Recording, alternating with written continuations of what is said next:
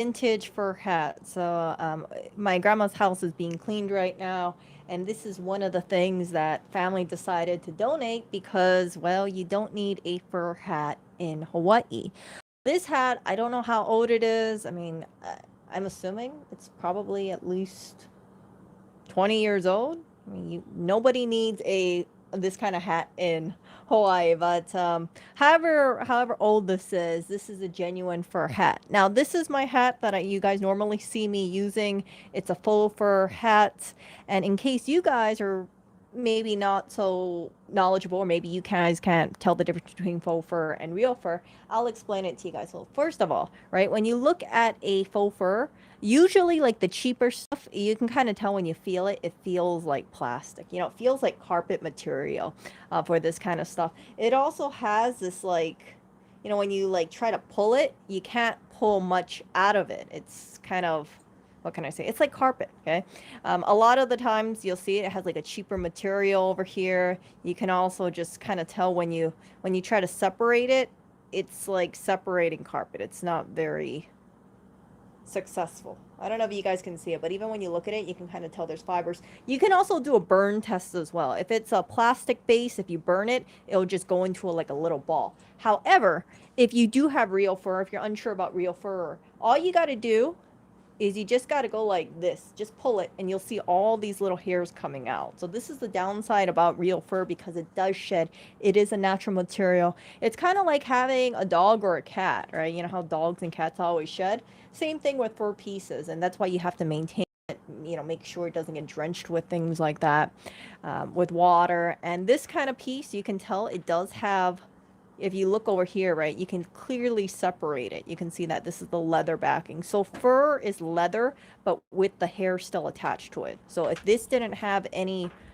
fur on it, this would just be like rabbit leather. And that is all I wanted to tell you today. You can also feel it's just very soft. It's very supple. It doesn't look like plastic, versus this one just looks kind of like, you can tell this is not carpet looking material, right? Separate it, pull the fibers out, and yeah, see this over here. So this is kind of something that I wanted to share with you guys. I'm 95% sure this is rabbit fur.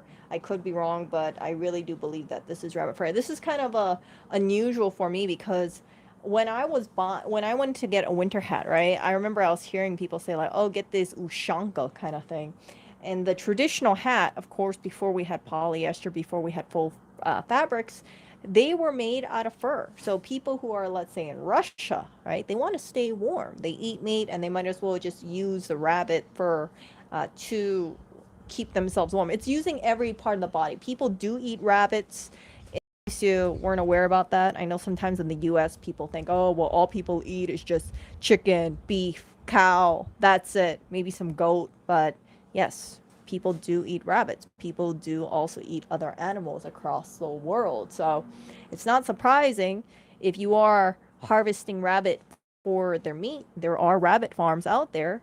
One of the byproducts of harvesting rabbit meat for dishes, I think French cuisine, they do eat rabbit if I remember correctly, is of course the fur. And I just wanted to share this with you guys. So this is something that I will be using in the future, and I can, you know, it looks like a big fur hat. It is a big fur hat. It fits my head.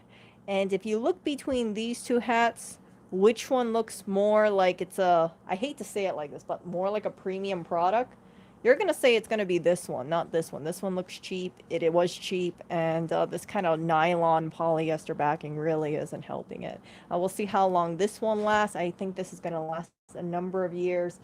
The upside about having a faux is that it is easier to maintain. You can just throw them in the washing machine. Versus this one, I feel like you have to be more cognizant about wear and tear, making sure that you're mindful about the fur. Like, you don't want to keep this in like direct sunlight kind of thing too long, right? You want to make sure it's like in a cool area, not too hot, not too cold. And this is kind of like a piece like I have to think about a little bit more carefully.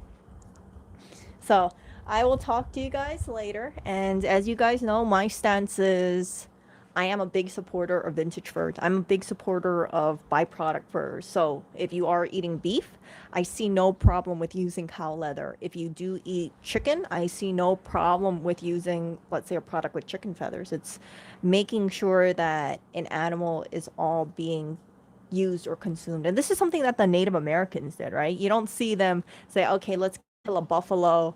Yeah, let's throw away the hide because we want to get something faux. Like that's not how things were back in the day. And I think that they were very much eco-friendly.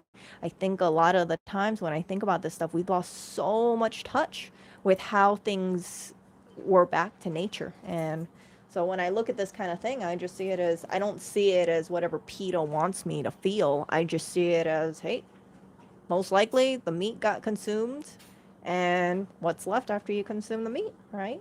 Everything else for that kind of stuff. So yeah, I'll talk to you guys later. I shall see ya.